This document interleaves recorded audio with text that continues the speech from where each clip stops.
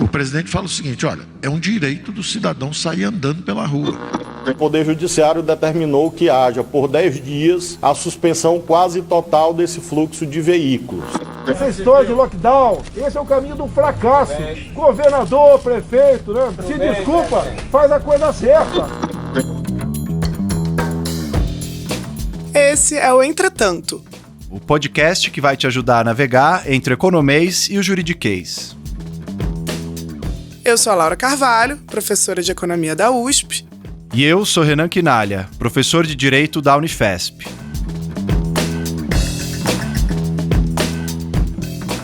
Nesse episódio, vamos falar sobre o lockdown e suas implicações jurídicas e econômicas.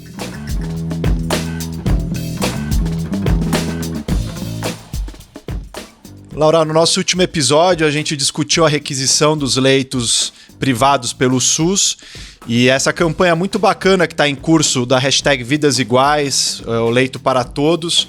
E esse assunto apareceu na sua live também com o governador Flávio Dino do Maranhão, né? Como que anda lá a situação pela sua conversa com ele? Pois é, uma das coisas que apareceram nessa conversa foi justamente as nossas desigualdades regionais, né, Renan? Porque a gente dizia no último episódio que o sistema privado de saúde, ele estava com muito leito vazio, né, e o SUS colapsando.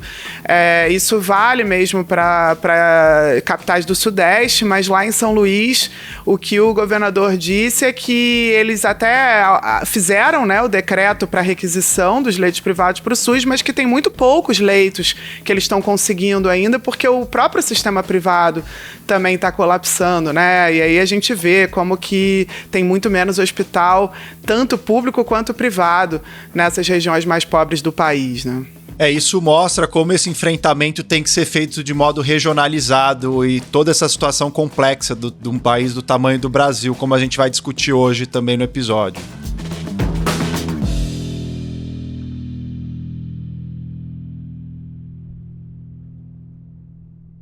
Então, Renan, esquentou o debate nessas últimas semanas sobre a possibilidade de estabelecer um lockdown, né? Medidas mais restritivas do que as que vinham sendo implementadas para tentar frear mesmo a circulação de pessoas e até punir as pessoas que saiam de casa. O que você pensa sobre um lockdown no caso brasileiro? Essa pandemia trouxe uma série de novidades e uma delas é justamente esse termo em inglês do lockdown, que não tem uma previsão na lei brasileira, né? Houve já algumas traduções, como confinamento, a que eu gostei mais, sem dúvida, para o nosso português brasileiro é tranca-rua, porque de fato se trata de uma restrição de atividades mais dura. O que a nossa lei prevê, a nossa lei que a gente já comentou aqui de combate à pandemia, 13.979, são duas medidas. Ou é o isolamento, que diz respeito a você restringir a circulação de uma pessoa que está contaminada ou que está suspeita de estar contaminada, e tem a quarentena. A quarentena é uma restrição das atividades para você diminuir a circulação das pessoas e assim você diminui também a propagação do vírus. O Brasil, desde março, já tem várias cidades, praticamente todos os lugares, com algumas medidas de quarentena implementadas, então não se pode ficar nas ruas, não tem mais aglomeração. Já no lockdown, há uma certa obrigação, o Estado determina. Então você tem um dever geral de permanência domiciliar, como em alguns decretos aparecem. Lá no decreto do Pará, por exemplo, tem uma suspensão total de atividades não essenciais. Então tem essas definições ainda muito precárias, porque o lockdown, no fundo, ele é uma quarentena mais radical, mais profunda, em que se determina a proibição de circulação das pessoas, se bloqueia determinadas regiões, tem às vezes toque de recolher, e aí as pessoas só podem sair em caso de extrema necessidade, e muitas vezes tem que haver até uma autorização que você pode gerar num sistema, ou certos horários pré-determinados. E vários países, né, na Europa, etc., tomaram medidas do tipo: a pessoa só pode sair para ir na farmácia ou ir no mercado, coisa coisas que são realmente essenciais à sobrevivência, horários determinados para atividade física, né? Aqui no Brasil, a gente, na verdade, tomou medidas quarentenárias mais frouxas, vamos dizer assim, né? Que envolveram só fechar mesmo setores, restaurantes, e ir pelo lado só da oferta e não restringir a circulação das pessoas, né? Aplicar multas, etc. Você acha que restringir a circulação das pessoas fere o direito de ir e vir, fere direitos humanos? A gente viu aí o ministro Paulo Guedes falando que as pessoas deveriam ter liberdade de sair. Eu tenho o direito de sair andando aí. Eu tô são. É um direito deles ser infectado. Como se elas não afetassem o restante das pessoas ao fazer isso. Como é que você enxerga essa possível contradição entre direito de ir e vir e essas proibições? Eu confesso que eu não conhecia esse direito a se contaminar que o ministro Paulo Guedes inventou aí. Acho que é uma coisa dessa cabeça dele do ultraliberalismo genocida, de achar que as pessoas têm direito de se contaminar e mais do que isso, elas se contaminando, isso repercute, né? Se estima que uma pessoa transmita para outras 3, pelo menos. Então, é evidente que se impõe aí um dever de cuidado que é coletivo com a saúde pública. É verdade que nossa Constituição prevê o direito de ir e vir. Está lá no artigo 5º, no inciso 15 da Constituição, que é livre a locomoção no território nacional em tempo de paz, podendo qualquer pessoa, nos termos da lei, e é importante essa expressão, nos termos da lei, nele entrar, permanecer ou dele sair com seus bens. Nós já temos uma lei que prevê medidas restritivas em que é possível você colocar determinadas obrigações para as pessoas de não circulação. Então não há um direito absoluto, e quem estuda direito sabe disso. Todos eles podem ser relativizados e condicionados, porque em muitos casos o que você vê é uma colisão, né, uma contradição mesmo entre direitos. E aí você precisa ter um modo de equilibrar esses direitos de maneira a otimizar ambos, a cumprir o máximo de ambos. Você não pode, por exemplo, ir e vir de carro sem uma carteira de habilitação. Você tem que respeitar vias fechadas por conta de um grande evento. Ou seja, a gente convive com limitações do nosso direito de ir e vir diariamente. Então, o que a gente tem que debater é que se as medidas que estão sendo implementadas, elas são as menos gravosas, as menos limitadoras do nosso direito de ir e vir, né? Isso é uma coisa que decorre do princípio da proporcionalidade, ou seja, as restrições a direitos têm que ser proporcionais para os fins que elas querem atingir. Ou seja, aos riscos de contaminação, nesse caso. Exatamente. Então, como que se faz para impedir pessoas de circular, para impedir a propagação? Essa é a única medida que a gente tem hoje. Então, se mostra razoável. Então, é preciso destacar que há esse poder de polícia da administração pública, restringindo liberdade e circulação para preservar o bem maior, que nesse momento é o da saúde pública, que está em risco. Mas aí, Renan, quem que determina essas restrições? Quem que pode tomar a decisão e monitorar, né, o cumprimento dessa decisão de lockdown? São os prefeitos? São os governadores? É o governo federal? É a polícia? Como é que funciona essa articulação nesse caso? A verdade é que a articulação ainda não está funcionando no Brasil, né? Em tese, o STF julgou já a ação direta de inconstitucionalidade 6341, que a gente comentou aqui já, diante da tentativa do governo federal de boicotar as medidas de quarentena dos estados. O STF reconheceu que os governos de estado e de município, eles têm competência concorrente na área da saúde, ou seja, eles podem determinar essas medidas de acordo com a realidade local. Só que a gente tem visto que o governo federal tem boicotado, ampliando a lista de atividade essencial, por exemplo. Academias, salão de beleza e cabeleireiro também. Isso aí é higiene, é vida. E além disso, o judiciário muitas vezes também tem atravancado. Então, a verdade é que cabe ao executivo fazer esse tipo de medida, decretar a medida de quarentena e do lockdown. Mas tem acontecido muito empurra-empurra. Alguns governadores não estão à vontade para assumir o custo político de decretar o lockdown, fechando ainda mais empresas e atividades. Aí o Ministério Público entra no jogo e pede para o judiciário determinar. Alguns judiciários determinam, como aconteceu no Maranhão, que está saindo agora dos primeiros 10 dias de lockdown e que conseguiu reduzir a circulação de pessoas. Mas em outros casos, como no Pernambuco, Amazonas, o judiciário disse que não caberia interferir, porque caberia ao judiciário interferir nisso só se houvesse uma omissão do executivo. Então a gente vê também que esse lockdown acabou virando um certo palavrão aí, virou uma maneira, né, de se disputar politicamente, de se instrumentalizar essa guerra federativa de uma maneira ao presidente, digamos, atingir os governadores e com isso prejudicar ainda mais o Bolsonaro. Teve uma reunião com representantes da Fiesp na semana passada em que ele falou claramente isso. Tem que chamar o governador e jogar pesado, é guerra. O problema é um pouco esse, a gente não conseguiu ainda implementar essas medidas de quarentena com qualidade, com efetividade, e além disso tem essa guerra política que está por detrás, que vai minando ainda a possibilidade da gente conseguir avançar nesse sentido. Então, Renan, o debate aqui em São Paulo tem sido muito sobre medidas pelo lado do tráfego, né? De interromper vias para tentar limitar a circulação das pessoas. E se o lockdown fosse decretado, parece que teriam medidas nesse sentido, né? Impedindo a circulação também de carros.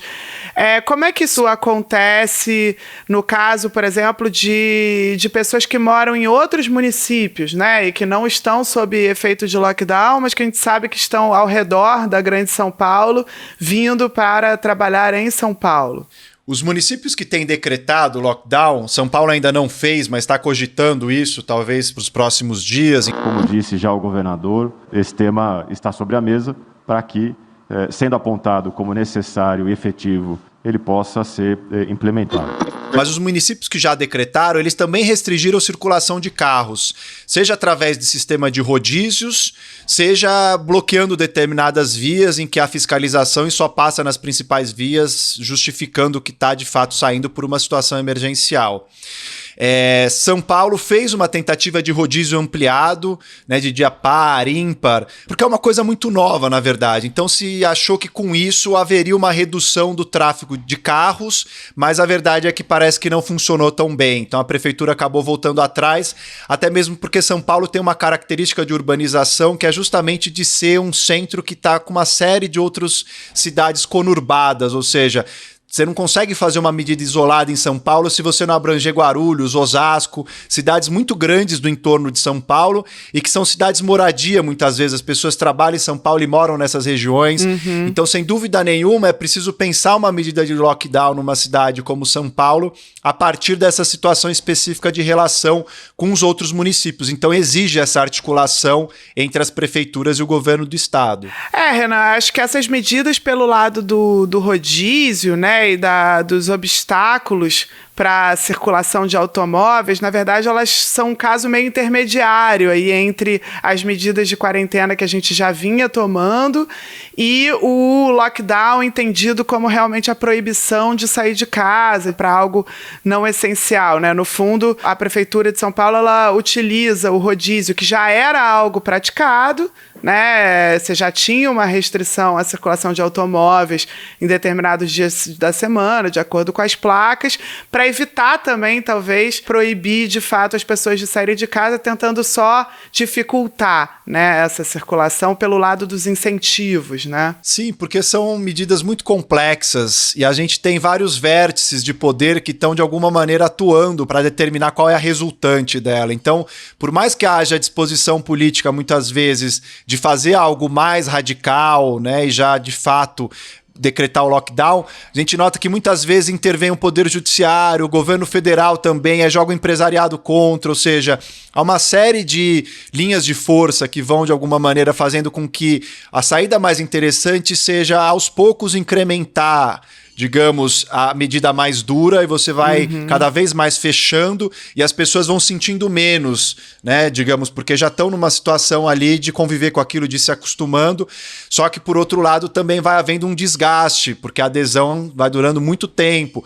Então é muito complexo como desenhar essas medidas de saúde, por isso que eu acho que os especialistas de saúde pública precisam ser ouvidos nesse momento para orientar mesmo as políticas públicas, e acho que vai ser super interessante quando a gente conseguir trazer um especialista em saúde pública para uma entrevista num dos próximos episódios. Eu acho que vai muito nesse sentido para a gente poder discutir mais essas questões. Mas, Renan, nesses estados que chamaram mesmo as suas medidas de lockdown agora, né? Então, o Maranhão, em Pernambuco, outros estados teve medidas que foram chamadas assim. Ficou realmente proibida a saída de casa, por exemplo, a pessoa ela poderia ser sancionada caso saísse de casa para alguma coisa que não fosse essencial. Que sanção foi essa? Ou seja, que tipo de punição estaria prevista nesses casos? Como a gente estava falando no início, assim como a questão da requisição dos leitos, essa questão do lockdown é muito importante que seja pensada de modo regional, em cada cidade, muitas vezes em cada bairro, porque são situações completamente distintas. Mesmo as medidas que a gente vê, os decretos de lockdown, eles variam entre si, mas em geral se prevêem as possibilidades de sanção nesses decretos. E em geral eles proíbem qualquer circulação, muitas vezes colocando um horário a partir do qual já não se pode sair, que é a ideia desse toque de recolher. E as pessoas que saírem vão ter que justificar, ou já previamente, inserindo num sistema os dados, ou elas vão ter que se justificar para a autoridade que vai interpelar essa pessoa. Normalmente são as autoridades de segurança pública, as polícias, ou guardas de trânsito. E aí, se não for uma verdade, a autoridade constata que não é consistente a versão que aquela pessoa está contando, a pessoa pode ser advertida. Então a primeira medida que se prevê é um pouco educativa mesmo, de orientar a pessoa, explicar a importância de ir para casa e conduzir, falar, olha, então vai já direto para casa. Mas pode haver, se a pessoa desrespeita a autoridade, tem medidas desde multa diária, tanto para CPF como para CNPJ, para usar a expressão lá da reunião que houve com o Toffoli, né? Então, se a pessoa física que está na rua pode tomar uma multa, mas também o estabelecimento que estiver aberto pode ser multado, e além disso, esse estabelecimento também pode sofrer embargo, interdição, e essa multa pode ser executada, então pode ter uma execução fiscal depois. Tem lugares que a multa está em R$150. Além disso, pode haver alguma consequência mais criminal também, né? Ainda que tenha que haver uma lei federal para definir um crime, a verdade é que em vários lugares já tem havido casos em que as pessoas são levadas para a delegacia para lavrar um termo circunstanciado e aí gerar também uma certa pressão. Evidente que não pode prender em flagrante, né? Porque nem a ideia, porque você vai levar a pessoa para ficar presa, vai gerar mais aglomeração, né? Em situações ainda mais precárias. Mas essa é uma questão importante porque muitas cidades sequer têm uma estrutura de segurança pública, né? A polícia já é sobrecarregada e aí vai se gerar um outro ônus adicional também em relação ao lockdown. Então essa é uma questão que precisa ser pensada em cada um dos lugares, ou seja, que tipo de sanções vai se colocar, como vai implementar, porque a fiscalização é fundamental, senão tem um risco também de deslegitimar, né, a autoridade da própria medida de lockdown. Pois é, uma das coisas que levantam preocupação, né, será que as polícias que já costumam tratar de forma muito desigual, né, pessoas mais ricas e pessoas mais pobres, não vai, de alguma maneira, reproduzir esse tratamento punitivo, né, no caso das favelas e periferias brasileiras, numa situação em que, na verdade, as pessoas mais vulneráveis elas já têm dificuldade maior de obter renda, né, elas não estão conseguindo nem com o auxílio emergencial garantir a sobrevivência necessariamente durante a pandemia. E aí imaginar medidas de lockdown, né, que impeçam que essas pessoas saiam de casa, que impeçam que essas pessoas vão para os seus trabalhos no centro das cidades. Será que isso não pode provocar uma situação de ainda mais desigualdade? Sem dúvida. Eu acho que esse é o principal nó dessa questão. Como você vai tratar situações que são tão diferentes entre si? É um princípio básico de teoria da justiça. Você não pode tratar igualmente desiguais. Você precisa, de alguma maneira, elaborar um modo de você implementar uma medida de lockdown que seja segmentada a partir dessas realidades locais. Como você vai exigir pessoas que não têm condição de sobrevivência, que estão vivendo em situações já de aglomeração, né, em cortiços, em condições de habitação muito difíceis, que não têm acesso à água potável, e assim por diante, você vai querer exigir que essas pessoas fiquem restritas em casa, não saiam para nada, e por isso que é preciso bom senso, além dessa proporcionalidade na hora de pensar tanto as medidas de restrição, que vão evoluir para essa ideia do lockdown, que tudo indica nas várias cidades brasileiras, porque os índices estão aumentando, e é preciso de alguma maneira travar isso para daqui a 10 dias, 14 dias a gente ter um nível menor de contaminação e um número menor de infectados. Mas é preciso, então, tanto nessa questão das medidas como nas sanções também. Então é muito diferente pessoas que estão descumprindo essas medidas de quarentena ou de lockdown, fazendo carreatas, indo para ruas, fazendo manifestações como a gente tem visto, do que pessoas que por um estado de necessidade estão descumprindo uma medida como essa. Tem gente que está passando fome, tem gente que precisa ir para a rua. Pois é, e aí você aplicar uma multa de R$150, né, para uma pessoa que não está conseguindo sobreviver nem com auxílio de 600, né?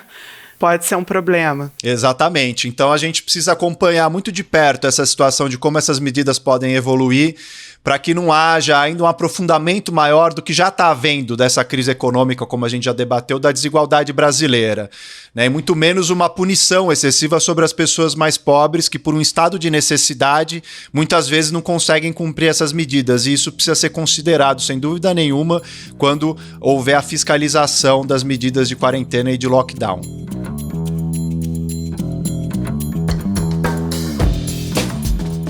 No segundo bloco, eu vou puxar essa discussão do lockdown para o lado da economia e da crise causada pela Covid-19.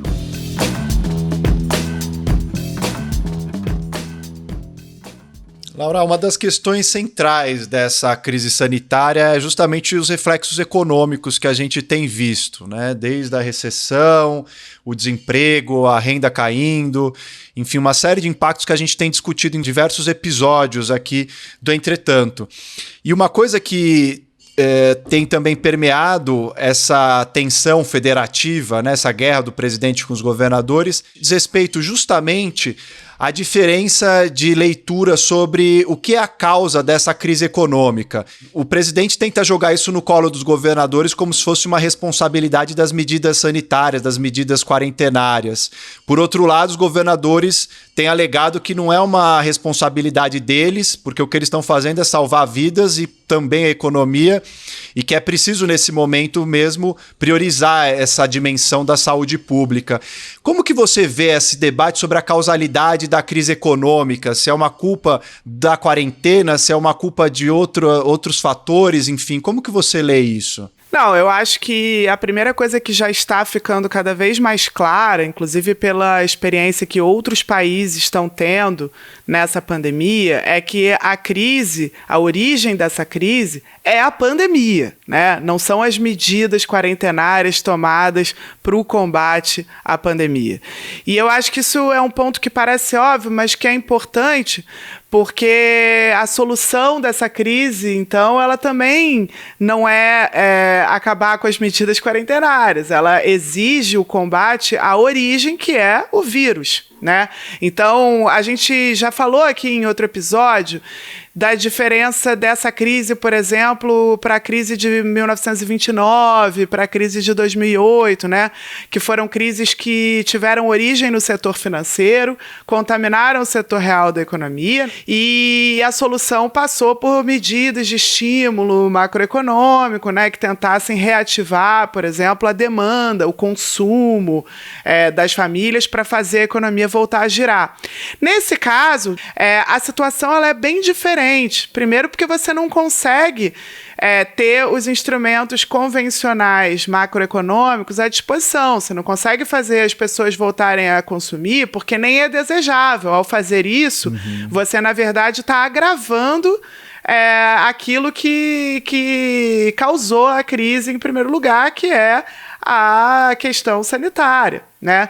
Então, uma crise gerada por uma pandemia, ela tem que ser atacada primeiro, né, pelo lado do contágio, das mortes. Quer dizer, ela é uma crise que depende, para sua resolução econômica, da resolução de saúde pública, ou seja, quem tem condição, inclusive, de pensar nas medidas que devem ser tomadas, não são economistas, né? São aqueles que são especialistas em epidemiologia, infectologistas e assim por diante. E algo que está ficando claro agora já é que, por exemplo, na Suécia, em que não foi adotada a decisão de fazer lockdown, a previsão lá de queda do PIB desse ano, feita pelo próprio Banco Central sueco, é de entre 7% e 10%.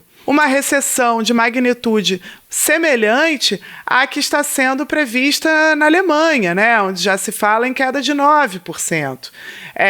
A não adoção de medidas restritivas não tem gerado situações de crise econômica mais brandas. Na verdade, a gente não está enxergando esse efeito e, ao contrário, na Suécia a gente vê um número muito maior de mortes, né, por habitante, o que pode até retardar essa recuperação, né? E nesse sentido, acho que tem um ponto que é bem importante, que é essa crise, ela não é uma crise que está vindo só pelo lado da oferta, ou seja, você fecha setores, você proíbe restaurantes de abrir, você proíbe turismo, né? Uma série de coisas, aglomerações, setor de entretenimento, e com isso você reduz o PIB pelo lado da produção de bens, de serviços. Essa crise ela também vem pelo lado da demanda, ou seja, os consumidores têm medo do contágio, né? E aí não é só pelo lockdown, pela restrição imposta à circulação das pessoas. Conforme o número de mortes vai aumentando, as pessoas vão se deparando com a situação concreta desse contágio, né? Desses riscos envolvidos, a demanda ela não consegue se recuperar e as pessoas não querem sair de casa. Por isso que combater a crise sanitária é uma pré-condição para combater a crise econômica. E os países que têm aberto gradativamente comércio, como que está essa questão da retomada pelo lado do consumo mesmo? De fato, não tem se notado as pessoas saindo tanto e consumindo tanto, né? Exatamente, Renan. Na verdade, saíram os dados, por exemplo, de estados norte-americanos, do Texas, Tennessee, estados que já começaram a afrouxar suas medidas, né, iniciaram uma reabertura das suas economias, de frequência em restaurantes, né, e esses dados que foram divulgados, eles dão um pouco o sinal de alerta do que pode acontecer também aqui, né, caso a gente tenha uma abertura prematura. Lá, você não recuperou nem 20% da frequência em restaurante que você tinha perdido desde o início da imposição de medidas quarentenárias no início de março. Tá? Então, você está vendo uma recuperação muito pequena e é claro que o tamanho dessa recuperação tem muito a ver com a capacidade que você teve de controlar o contágio e de testar as pessoas também, né? Então, está se falando muito na testagem em massa. É impossível as pessoas se sentirem seguras de sair de casa, ir a um restaurante, ir a um evento cultural, né? Se você não tem a garantia de que a curva de contágio já foi controlada e de que, eventualmente, uma pessoa com suspeita vai conseguir testar, vai ser isolada, né? Vai estar distante desses locais que você pretende frequentar. Então, realmente, a crise ela depende da solução desses problemas que a gente ainda está muito longe de solucionar no Brasil. Parece que a gente está conjugando o pior das duas dimensões, né? Tomando medidas frouxas e da própria crise econômica sem conseguir lidar bem com nenhuma dessas duas frentes. Pois é, essa oposição, né, entre a morte física e a morte econômica que foi criada no discurso do presidente Jair Bolsonaro, na verdade ela leva a gente para um lugar em que a gente não resolve nenhuma e nem a outra, né? O Brasil está quebrando, está morrendo, gente, lamento, mas vai morrer muito, mas muito mais, se a economia continuar sendo destroçada por essas medidas. Não estamos cuidando nem de CPF nem de CNPJ, né?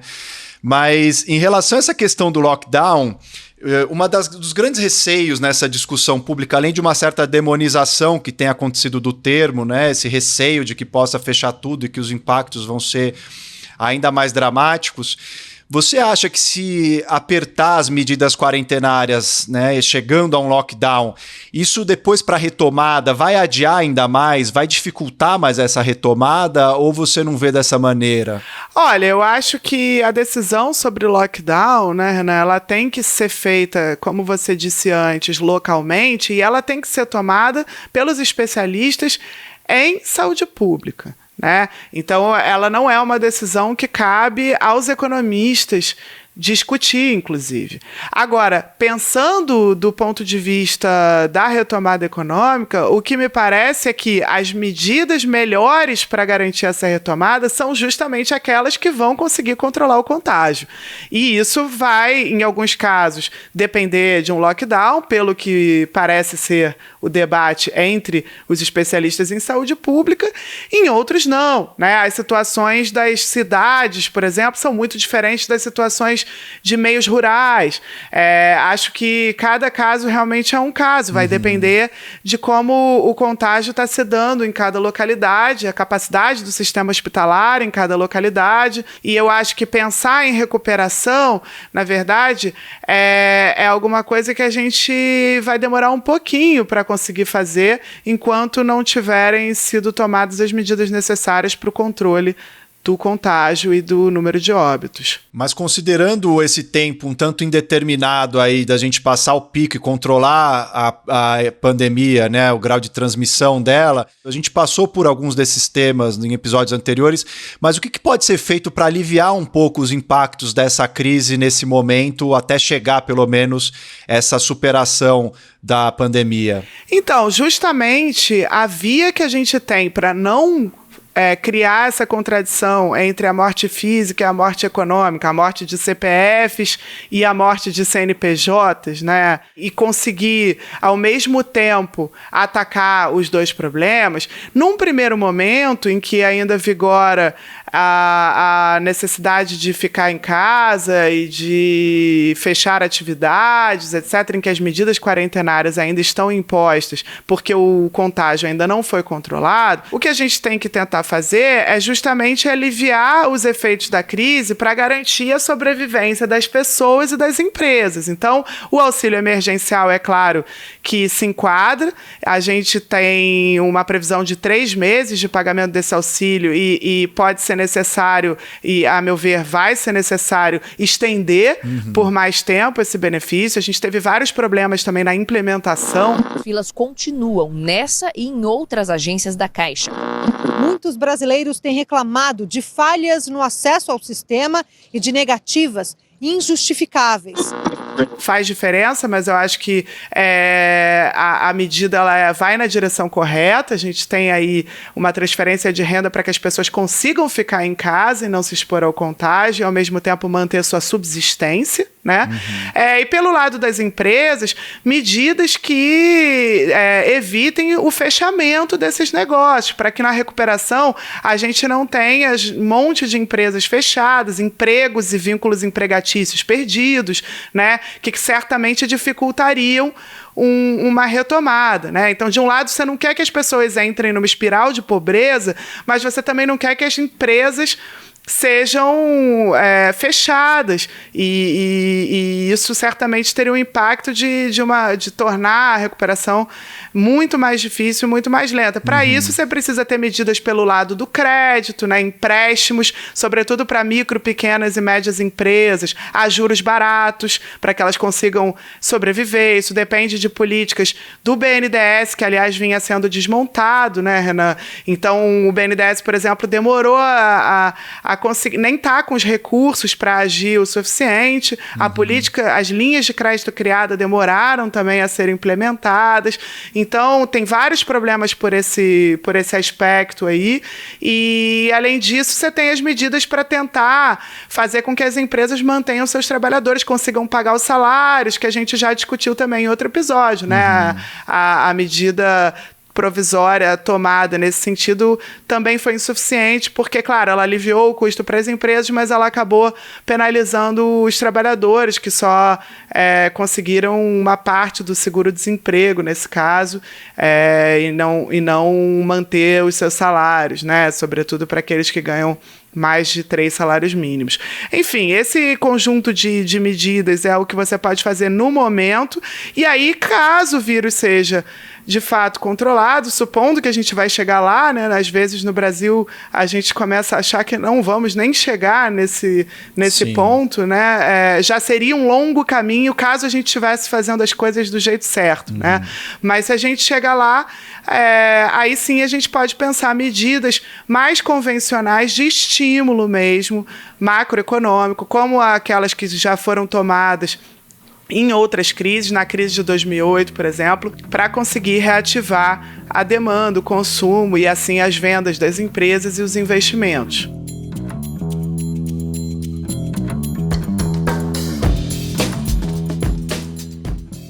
Laura, que dica que você preparou para o pessoal que ouve aqui essa semana? Então, Renan, essa semana foi um pouco difícil de preparar uma dica, porque eu estou aqui imersa escrevendo um livrinho que vai sair na coleção da Todavia sobre a pandemia. Aliás, já deixo aqui o aviso, vão ter vários livros, ensaios, né, escritos por pessoas de várias áreas. Então vai ter, por exemplo, a psicanalista Maria Homem, o filósofo Marcos Nobre, o professor de Direito Conrado Hübner, vai ter também a arquiteta e urbanista Joyce Bert, Guga Chakra, vários outros jornalistas, Ana Virgínia Balucê, cada um pegando a pandemia por um ângulo diferente. E esses livros vão começar a ser lançados em junho. E aí, nisso, eu acho que cabe um ponto aqui importante, né? A gente está com uma queda muito grande no mercado de livros no Brasil e no mundo, mas os e-books estão crescendo. E essa coleção ela vai sair como e-book, mas ao mesmo tempo acho que é importante a gente, quando for comprar livro físico, prestar atenção e comprar de livrarias menores, né, livrarias independentes que estão entregando e que estão com muito mais dificuldade de enfrentar essa crise. Ansioso já para ver essa coleção aí com esses textos sobre o que a gente está vivendo. E eu tô mais nesse segundo time. Confesso que eu ainda tô no livro físico, comprando das pequenas livrarias, ainda não tô muito nos livros digitais. A minha dica é de uma série essa semana, assisti no Netflix Hollywood, que é uma série bastante leve, gostosa de ver, com final feliz, que é algo que a gente tá precisando. Sem spoiler, por favor. Mas sem falar mais detalhes, é uma série interessante sobre a indústria cinematográfica de Hollywood nos anos 40, contando um pouco a história invisibilizada de pessoas negras, de mulheres, de LGBTs, e a gente tá na semana do Dia Internacional de Combate à LGBTfobia, então acho que é uma série que tenta um pouco trazer à tona essas histórias silenciadas, esquecidas, e que conjuga personagens reais, atores, produtores, diretores de Hollywood com alguns outros ficcionais, e o resultado é bem bacana, vale demais assistir. Ótimo, Renan, vou assistir assim que tiver um tempinho. Vejo vocês na terça-feira que vem. Enquanto isso, mandem dicas, sugestões, comentários, usando a hashtag Entretanto no Twitter ou pro e-mail entretantopodcast@gmail.com, e não esquece de seguir a gente nas plataformas de podcast e também na nossa conta que a gente abriu no Twitter e no canal do YouTube.